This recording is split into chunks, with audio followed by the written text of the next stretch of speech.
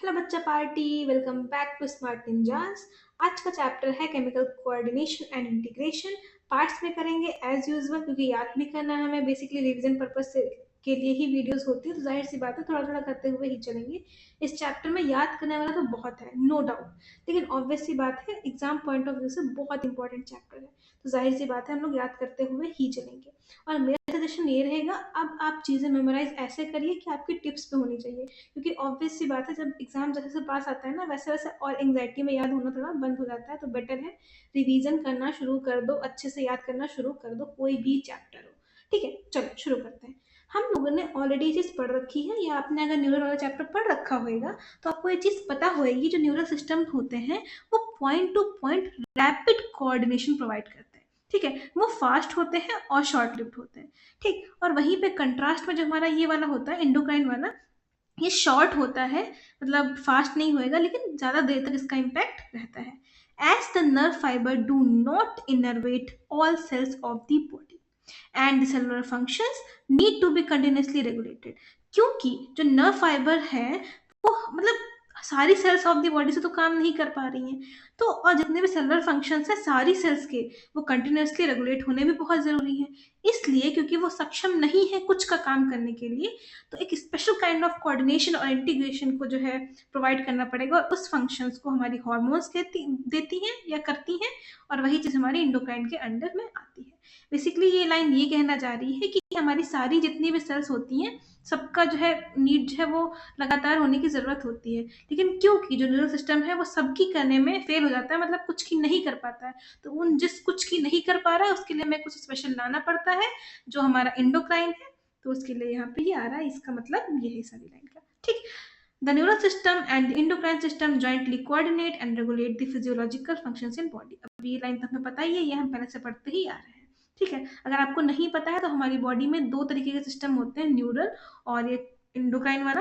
ठीक है, और इन्हीं ये दोनों मिलकर ही हमारी बॉडी में जॉइंटली कोऑर्डिनेट करता है, जितने भी फंक्शंस होते हैं उनको रेगुलेट करता है। ठीक है, अब देखो एंडोक्राइन ग्लैंड्स एंड हॉर्मोन्स। तो जब हम वाला चैप्टर पढ़ रहे थे एक, तो वहां पे एक चीज हमें पता रखी थी कि जिनमें डक्ट्स होते हैं वो एक्सोक्राइन होते हैं, और जिनमें डक्ट्स नहीं होते हैं वो एंडोक्राइन ग्लैंड्स होती हैं। तो एंडोक्राइन ग्लैंड्स में डक्ट्स नहीं है इसलिए इसको डक्टलेस ग्लैंड बोल। अब देखो ये लाइन कितनी वैसी है कि डक्ट नहीं है इसलिए इसको डक्टलेस बोल रहे हैं, कोई मतलब नहीं है इसका दोबारा लिखने का, बट स्टिल तुम्हें इतना ही याद रखना है कि जो डक्ट है वो इनमें नहीं है। आगे अपने आप जान जाओगे, बुद्धि है तुम लोगों में।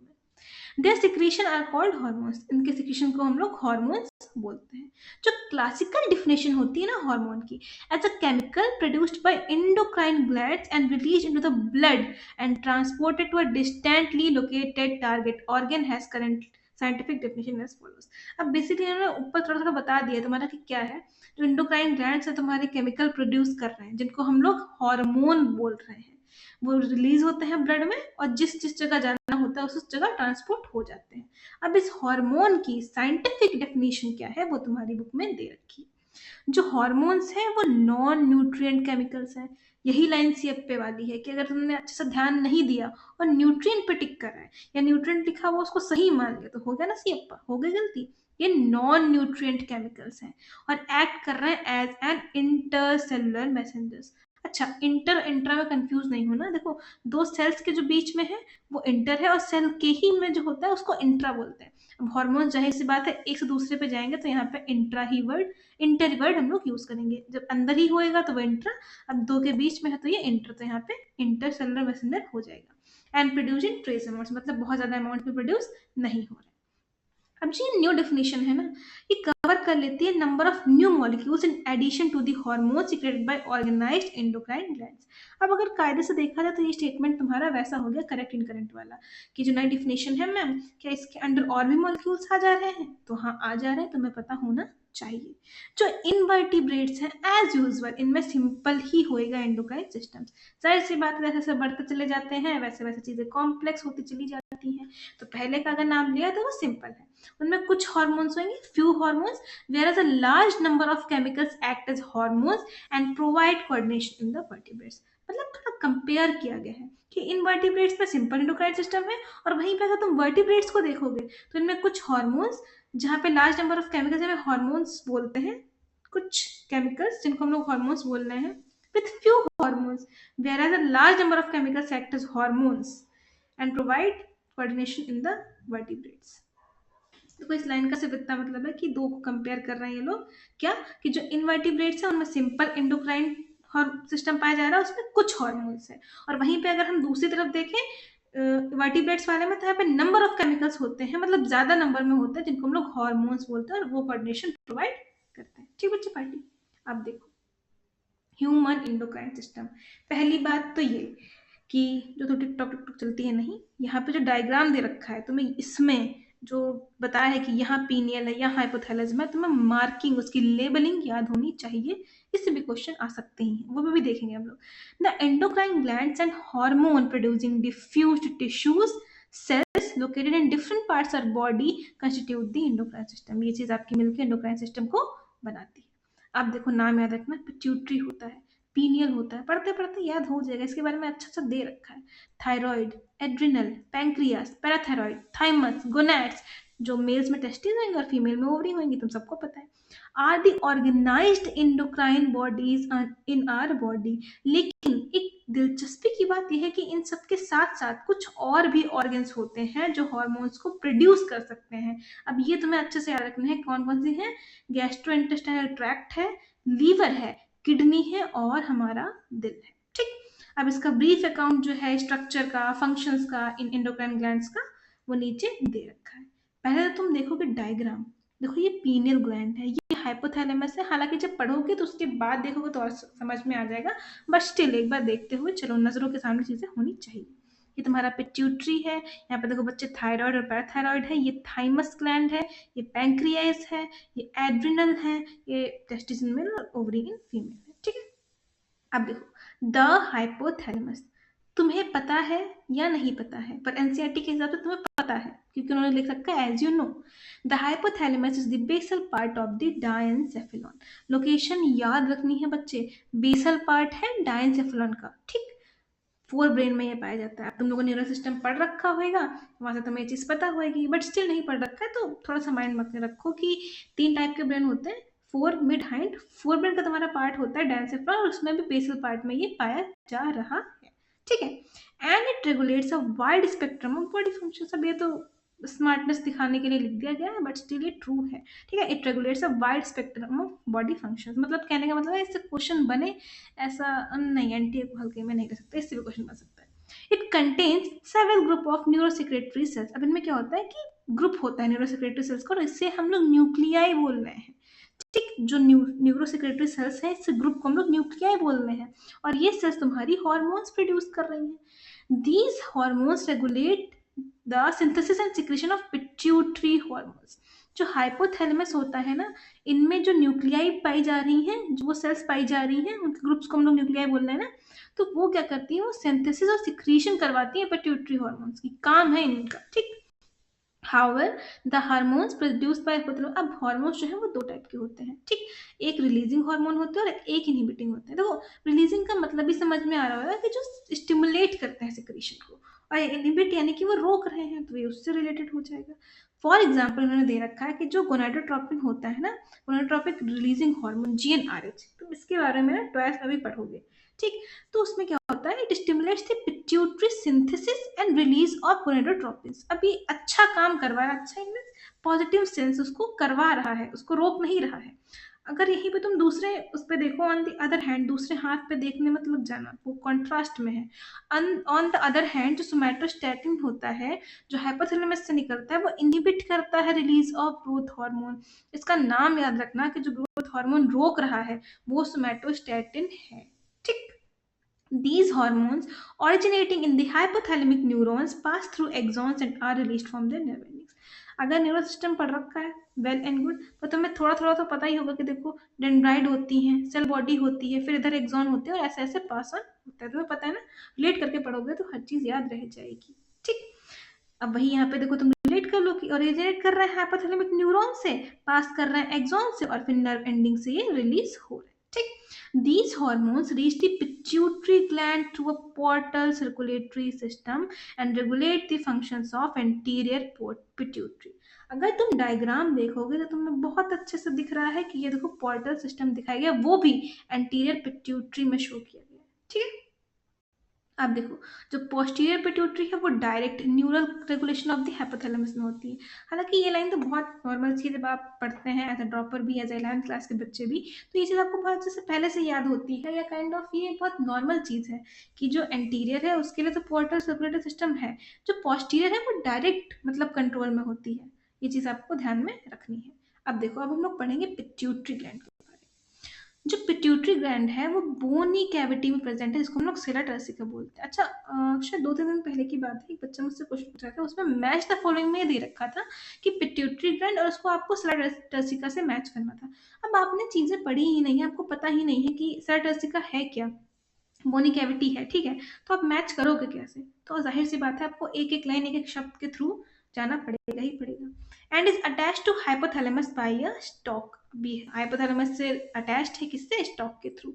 एनाटॉमिकली ये दो टाइप की है, एडेनोहाइपोसिस है और न्यूरोहाइपोफोसिस है। अब देखो, एक ही शब्द है एनाटॉमिकली, तुम्हारे मान लो स्टेटमेंट में लिख दिया मॉर्फोलॉजिकली, तो गलत हो गया ना, तो वहां पे भी तुम्हें ध्यान देना ही देना है। चीज़ों को इसीलिए बारीकी से पढ़ना ज़रूरी हो जाता है, नीट लेवल भी और सीबीएसई लेवल भी। अब देखो, जो एडेनोहाइपोसिस है, हाइपोफाइसिस है, ये इसके भी दो पोर्शंस हैं, एक है पार्स डिस्टेलिस और दूसरा है पार्स इंटरमीडिया। जो पार्स डिस्टेलिस है पिट्यूटरी का रीजन, इसको हम लोग कॉमनली तो एंटीरियर पिट्यूटरी बोल दे रहे हैं। अब ये क्या क्या प्रोड्यूस कर रहा है एक बार ध्यान से देख लो, अभी नीचे पढ़ोगे तो याद होता चला जाएगा। Growth hormone, prolactin, thyroid stimulating hormone, adrenocorticotrophic hormone, मेरी प्रोनाउंसिएशन पे मत जाना, बहुत ही बकवास है, ठीक है। लुटेनाइजिंग हार्मोन और एफएसएच, फॉलिकल स्टिमुलेटिंग हार्मोन। जो पास इंटरमीडिया है, सिर्फ ये एक कर रही है, तुम्हें बहुत अच्छे से याद रखनी है, जाहिर सी बात है। मेलानोसाइट स्टिमुलेटिंग हार्मोन, अब इसके बारे में भी हम लोग आगे पढ़ेंगे। हाँ, वह जो पास इंटरमीडिया होती है ना, वो पास 40 से मर्ज होती है हम ह्यूमंस में, ठीक है। अब जो न्यूरोहाइपोफोसिस है, पास नर्वोसा जिसे हम लोग बोल रहे हैं, जिसको पोस्टीरियर पिट्यूटरी भी बोल रहे हैं, मतलब पोस्टीरियर पिट्यूटरी, न्यूरोहाइपोफोसिस और जो पास नर्वोसा है, वो एक ही चीज़ है। अब जाहिर सी बात है, हमने पीछे पढ़ रखा था कि डायरेक्ट उसमें है, तो इसका काम क्या है कि स्टोर कर रही है हॉर्मोन्स को, रिलीज कर रही है, मतलब ये बना नहीं रही है, जैसे कि तुम्हारी एंटीरियर पिट्यूटरी जो है वो खुद से बना रही है, पोस्टीरियर खुद से नहीं बना रही, क्योंकि वो तो डायरेक्ट कंट्रोल में है ना, वो तो हाइपोथैलेमस से यहाँ तक चीजें आ रही हैं। तो ये क्या क्या स्टोर कर रिलीज कर रही है? ऑक्सीटोसिन और vasopressin, which are actually synthesised by the hypothalamus. वही चीज़ है, ये नहीं बना रही, हाइपोथैलेमस बना रही है। एंड आर ट्रांसपोर्टेड एक्सोनली टू न्यूरोहाइपोफोसिस, इस शब्द पे भी ध्यान रखो, ठीक। अब देखो, तुम्हारी ग्रोथ हार्मोन होती है, देखो हार्मोन्स जैसे ज़्यादा हो गए ना तब भी दिक्कत हो जाती है, कम हो गए तब भी दिक्कत हो जाती है, तो इन चीज़ों का बैलेंस वे में होना बहुत ज़रूरी होता है। अब फॉर एग्जाम्पल, अगर तुम ग्रोथ हार्मोन की बात करो ना, तो ये abnormal growth of the body भी करवा सकते हैं, जैसे जाइजेंटिज्म हो जाती है, और अगर मान लो लो सिक्रीशन हो गया तो उससे हमारी ग्रोथ कम हो जाएगा, जिसको हम लोग पिट्यूटरी डॉर्फिज्म बोलते हैं। अब अगर एडल्ट में यही excess secretion of growth hormone हो जाएगा, स्पेशली अगर मिडिल एज की बात करें, तो उसमें सीवियर डिसफिगमेंट हो जाएंगे, स्पेशली फेस का, जिसको हम लोग एक्रोमेगैली बोल रहे हैं। और इसके बारे में पता है, एक चीज़ बहुत इंपॉर्टेंट है, और इस लाइन से ये डिसीज डिफाइन करने को या पता लगाने को आती है कि इसमें ना बहुत जल्दी इसका डायग्नोसिस नहीं हो सकता है। The disease is hard to diagnose in early stages and often goes undetected for many years। जब तक एक्सटर्नल फीचर्स में जो है चेंजेस नहीं आएंगे, वो नोटिसेबल नहीं होंगे, तब तक इसको हम लोग डायग्नोज जल्दी नहीं कर सकते, बहुत हार्ड है। और इस लाइन से इस डिसीज को पता लगाना या काइंड ऑफ उसको पता लगाना कि कौन सी है, ऐसा तुम्हारा एमसीक्यूज में आता है, ठीक। अब देखो, यही जो एक्रोमेगेली है ना, ये सीरियस कॉम्प्लिकेशंस तक भी जा सकती है, और इससे प्री मेच्योर डेथ भी हो जाती है अगर इसको चेक नहीं किया जाए तो। अब प्रोलैक्टिन की बात करेंगे। जो प्रोलैक्टिन है वो ग्रोथ ऑफ मेमोरी ग्लैंड्स को रेगुलेट कर रहे हैं और फॉर्मेशन ऑफ मिल्क को कर रहे हैं। देखो, एक आता है प्रोलैक्टिन, एक आता है ऑक्सीटोसिन, तो इन चीज़ों में कौन से शब्द पे जोर दिया गया है वो चीज़ आप याद रखेंगे। प्रोलैक्टिन में बताया गया कि वो रेगुलेट कर रहे हैं ग्रोथ ऑफ मेमोरी ग्लैंड को और फॉर्मेशन ऑफ मिल्क को, ठीक। जो टीएसएच है, थायराइड स्टिमुलेटिंग हार्मोन। अब थायराइड स्टिमुलेटिंग हार्मोन तो थायराइड को स्टिमुलेट करेगा, उसको सिंथेसाइज और सिक्रीट करेगा, ठीक है। तो वही चीज़ दे रखी है, TSH stimulates the synthesis and secretion of thyroid hormones from the thyroid gland. अगर एसीटीएच की बात करें तो स्टेरॉइड हार्मोन्स को कर रही हैं, जिसको हम लोग ग्लूकोकॉर्टिकॉइड्स बोलते हैं फ्रॉम दी एड्रेनल कॉर्टेक्स। ये चीज़ तो अभी अभी आगे आपको अच्छे से पढ़नी ही है। जो LH होते हैं, जो FSH होते हैं, वो स्टिमुलेट करते हैं गोनैडल एक्टिविटीज को सॉरी बच्चे, गोनैड जैसे कि ओवरी इन फीमेल्स और टेस्टिस इन मेल्स। अब इसको हम लोग क्या बोलते हैं, गोनेडोट्रॉफिन्स बोलते हैं। जो मेल्स में आपका LH होता है वो किसकी किसकी करवाता है, एंड्रोजन्स की करवाता है, स्पेशली उसका नाम आपका वहां पे दे रखा होता है टेस्टोस्टेरोन फ्रॉम टेस्टिस। और मेल्स में FSH जो होता है और जो एंड्रोजन होता है वो मिलकर स्पर्मेटोजेनेसिस करवाते हैं। ये 12th में बहुत अच्छे से और दे रखा है, पर याद रखना ये चीज, ठीक है। और फीमेल्स में जो LH है वो ओवुलेशन इंड्यूस कराती है और फुली मैच्योर फॉलिकल, इसको हम लोग ग्राफिकल फॉलिकल बोलते हैं, ग्राफियन फॉलिकल। अगर इसका अंदाजा है देन वेल एंड गुड, पर ये चीज और अच्छे से आप 12th में पढ़ेंगे, ठीक है। और मेंटेन करता है कॉर्पस ल्यूटियम को form from the remnants of the Graafian follicles and after ovulation. अब आपको यही नहीं पता ग्राफियन फॉलिकल्स क्या है, तो जाहिर सी बात है ये चीज आपको सिर्फ और सिर्फ ध्यान में ही रखनी है। जब 12th में अभी आगे पढ़ेंगे तो सब कुछ क्लियर होता चला जाएगा। जो FSH है वो तुम्हारा ग्रोथ और डेवलपमेंट कराया किसका, ओवेरियन फॉलिकल्स का फीमेल में, ठीक। अब देखो जो MSH होता है ये मिलेनोसाइट्स, जिसका मिलेन कंटेनिंग सेल्स होता है, इस्पेक्ट करता है और पिगमेंटेशन वो करवाता है। तुमने ये चीज कहीं पे तो पढ़ी होगी या सुनी होगी, जितना ज्यादा मेलेनिन होता है उतना ज्यादा डार्क बंदा होता है, जितनी कम मेलेनिन होती है उतना ही वो गोरा या फिर व्हाइट होता चला जाता है, ठीक है। Oxytocin acts on smooth muscles of our body and stimulates their contraction, ठीक। स्मूथ मसल्स है, स्केलेटल नहीं टिक कराना, क्योंकि एग्जाम के टाइम में तो वैसे भी दिमाग जो है पता नहीं कहाँ चला जाता है। हालांकि ये चीज़ बहुत नॉर्मल है कि ऑक्सीटोसिन, दिमाग का चलने जाना नॉर्मल नहीं है, ऑक्सीटोसिन का स्मूथ मसल्स पे एक्ट करना नॉर्मल है, ठीक है। In females it stimulates a vigorous contraction of uterus at the time of child birth और milk ejection from the mammary gland, ठीक। जो वैसोप्रेसिन होती है वो किडनी पे मेनली एक्ट करती है और रीअब्जॉर्प्शन ऑफ वाटर को स्टिमुलेट करती है, और इलेक्ट्रोलाइट्स को भी करेगी by the DCT and thereby reduce loss of water through urine. इसको हम लोग, ये चीज तुमने वहां पे पढ़ रखी है जब हम लोगों ने वाला चैप्टर पढ़ रखा था, ठीक है। और इसीलिए इसको हम लोग ADH या फिर एंटी डायरेटिक हार्मोन बोलते हैं। अब डायलिसिस को रोक रही है तो उसके अपोजिट में वर्क कर रही है ना, तो इसलिए इसको हम लोग बोल रहे हैं एंटी डायरेटिक हार्मोन। ये चीज बहुत अच्छे से याद रखनी है यार कि वैसोप्रेसिन जो होता है वो मेनली किडनी पे एक्ट करता है, और उससे क्या होता है कि जो इलेक्ट्रोलाइट्स होते हैं, जो वाटर होते हैं, उसका रीअब्जॉर्प्शन होता है, ठीक। और कौन कर रहा है, कौन सा पार्ट कर रहा है, वो DCT कर रहा है। ये चीज तो आपको याद होगी। इसकी वजह से क्या होता है, क्योंकि जब वो एब्जॉर्ब कर रहा है तो जो लॉस होता है ना पानी का, जो यूरिन के थ्रू होता है, वो कम हो जाता है, और इसीलिए क्या होता है, जो डायलिसिस होती है वो कंडीशन नहीं आती है। अब ये जो तुम्हारा हार्मोन है इसके अगेंस्ट वर्क कर रहा है डायूरेसिस के, इसलिए इसको एंटी डायरेटिक हार्मोन बोलना है, ठीक।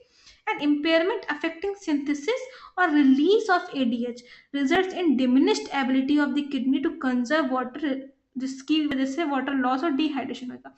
अगर मान लो ADH के रिलीज में या सिंथेसिस में कोई गड़बड़ी हो जाए तो उससे क्या होएगा, हमारी किडनी की जो एबिलिटी है वो तो खत्म होने लग जाएगी, ठीक है, वो कम हो जाएगी या खत्म हो जाएगी।